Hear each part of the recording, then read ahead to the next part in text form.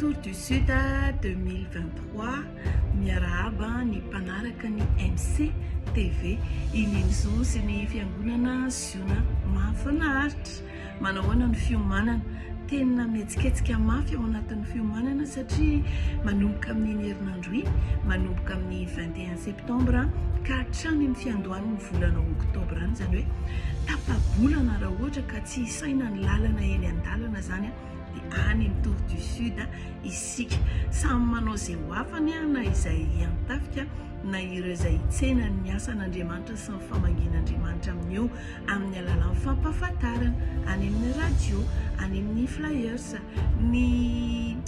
évangélisation an-kalamany zany be dia be ny fiomanana indrindra any amin'ny tontolon'ny fanahy satria zava-panahy io ny vavaka,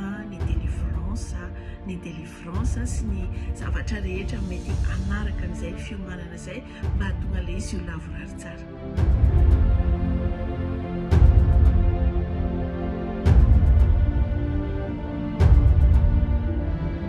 Afatra ara-panahy ho antsika amin'ny lalana iny hoe eo Toliara, Betioky, Idzeda, Ampania,